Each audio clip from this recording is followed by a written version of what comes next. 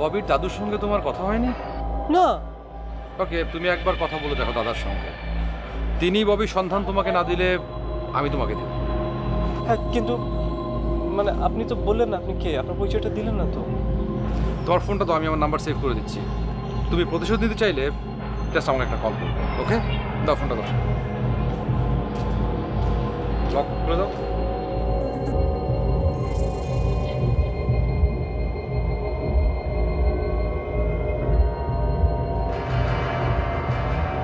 আচ্ছা মলি, এভাবে আর কতদিন বলো তো?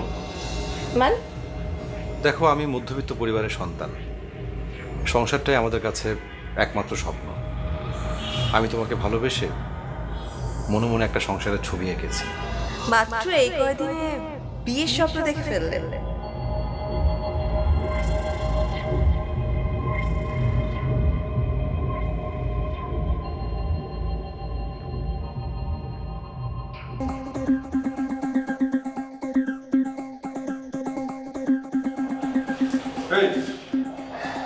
কি করছেন আপনি?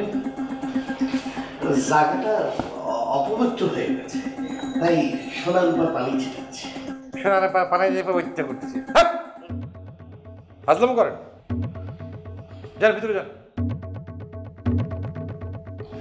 আঙ্কেল, ওই ভূমিকে একটু দরকার ছিল, মানে অফিসের কাজে। ওই কয়েকটা ফাইলে সাইন করতে হতো, মানে উনি তো অফিসে যান না। কেন? সব সাইন তো তুমি করলেই চলে। কি বলছেন আঙ্কেল? আমি তো এমপ্লয়ি, ডিরেক্টর তো ওনারাই। ফাউন্ডেশনের ব্যাপার আমি কোনো কথা বলবো না, পারলে তুমি দখল করে নিও। আঙ্কেল, আপনি এভাবে বলছেন কেন? তোমার ভাব দেখে তো মনে হচ্ছে ভাজা মিষ্টি উল্টে খেতে জানো।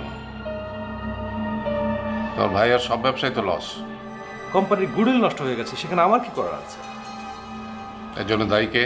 আপনার ফ্যামিলি মেম্বাররা। হোয়াট? আঙ্কেল প্লিজ রাগ করবেন না। রাগ করলে আপনার প্রেশারটা বেড়ে যাবে, বা প্রেশার বেড়ে গেলে স্ট্রোক হতে পারে। তুমি চুপ করো। রানু ভাবি এবং ভূমি কিন্তু আপনার অনুপ্রেরণাতেই ভাইজানের ব্যবসা ধ্বংস করার জন্য লেগেছে। আর লেগেছে বলেই এই ঘটনাগুলো ঘটছে, না হলে ঘটতো না। আমার ছেলে অন্যায়ভাবে টাকা রোজগার করেছে, ঠিক আছে, সেটা আমি মেনে নিচ্ছি। কিন্তু বাকি মেম্বাররা, আমার পরিবারের বাকি মেম্বাররা শুধু তোমার প্রণোদনায় ওই ওয়েস্টার্ন কালচারের ফেলে দেওয়া কালচারগুলো অ্যাডাপ্ট করেছে। ছি ছি ছি আঙ্কেল, আপনি এসব কি বলছেন? আমার মতো একটা ভালো ছেলেকে আপনি এসব বলছেন? তুমি ভালো ছেলে?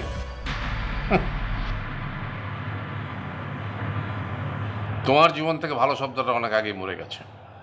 এখন ভালোর কঙ্কালের মধ্যে শয়তান বাস করছে। আপনার ছেলে মেয়েরা বোধ হয় ধোয়া তুলসী পাতা। আমি সে কথা বলিনি। আমি বলতে চাচ্ছিলাম